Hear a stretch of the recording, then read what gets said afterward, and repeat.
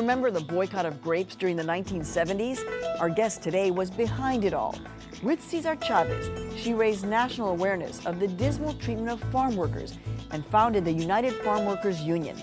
Legendary labor and civil rights advocate Dolores Huerta. I'm María Hinojosa. This is One on One.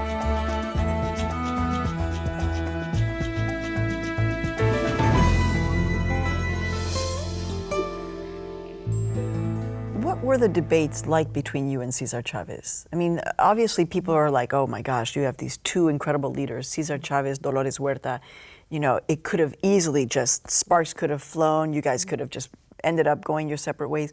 What was the nature of the debate, the dialogue that allowed you to remain leaders in this amazing movement? Well, I think first of all, we both had the same dream, and the same purpose of getting the farm workers unionized, right? Getting the farm workers organized so that they could change the laws that they needed, like to get unemployment insurance, which they never had in California, to get the right to organize. So we were very driven, and to get them the kind of benefits that we got, like medical benefits and all these other things. So when we would have our differences, and I love to explain that. We can use the Great Boycott. It's a really good example of that. I mentioned that I organized the boycott on the East Coast. Yeah, you actually moved out to New York for 4 years. Right. And you actually, went out there and got people to pick at the stores so that they would take off the grapes and whatever. And the tactics that we used, but I started with the small independents. I started with the small independent stores and got them cleaned up. Then we went to the middle-sized stores, and then finally the large chains. And so we were able to get the East Coast cleaned up out of grapes. Well, César was directing the boycott on the West Coast, and guess what they did? They went after the biggest chain. So while we were able to clean up the East Coast of grapes, in the West Coast, in California, they were still battling Safeway, right? And so then I went out to California, and then I did the same tactic, start with the small chains. And you know what I call that, Maria?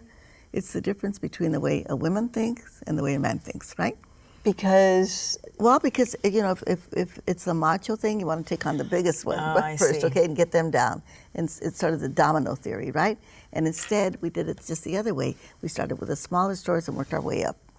And so a lot of the differences in tactics that César and I had were kind of on those same lines. You actually, when you first met César Chávez, it's not like you were completely floored by him. Yeah, César was a very quiet person. I mean, people think of him as a charismatic leader, but his strength was sort of an inner strength. I'm going to compare something like the Dalai Lama. You know what I mean? You sense this inner wisdom, you sense this inner strength. He's got a sort of a quiet. He was not a bombastic speaker. He told his story in a very soft tones and very quiet tones. But the thing is, César has strength. He was just so strong and so determined and so willing to sacrifice, with all of the fasts that he did, his 25-day fast, and the last one for 36 days because of pesticides. And so when you met César, right away you sensed this inner strength. But he was not like this, huge charismatic kind of a person,